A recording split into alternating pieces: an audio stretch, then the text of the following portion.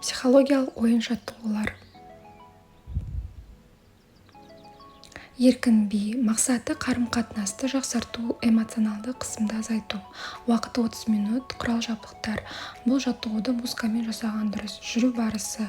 Қатысушылар топ болып дөңгеленіп отырады. Осы қатысушылардың арасында біреу ортаға шығып билейді. Алайда оған жақсы биші болу қажет емес, оның қимылы еркін болуы керек. Оны ешкіммен салыстырмайды, ол өзінің денесіне бағынады. Бірнеше минуттан кейін ол отырады да оның орнына, яғни ортаға басқа қатысушы шығады. Осылайша әркімнің өз еркімен шығып 1-2 минут болса да өзінің биін билеп ойын ары қарай жалғасады. Ойын соңында бәрі бірге шығып билеп көңіл көтеруге болады.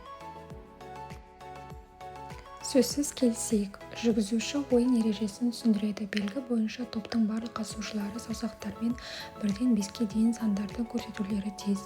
Тапсырма топтың барлық қатысушылары бірдей санды көрсетулері тиіс. Алдын ала қатысушылармен сөйлесу арқылы келісуге болмайды. Жүргізуші ойынға қатыса отырып мүмкіндіктерді санайды.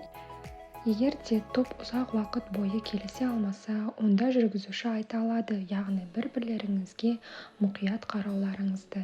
Нәтижеге қарамастан ойын 25 мүмкіндіктен кейін тоқтатылады. Нәтижесінде талқылау кедергі екенін көрсетті және келісуге көмектесті. Шеңберге кір.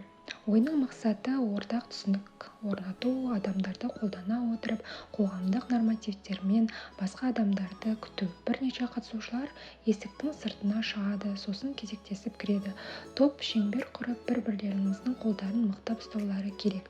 Кірген қатысушыға осы шеңбер кіруін сұрайды. Топтың алдын ала қатысушыға қандай іс-әрекетпен кіретіні туралы ойластырып қояды.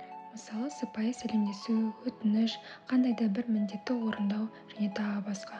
Қатысушы қандай да бір міндетті орындап шеңбердің ішіне кіруге тырысады. Барлық амалдарды қолданады. Кейбір қатысушылар күш қолданып кіреді. Каналға тіркеліп лайк басуды ұмытпа.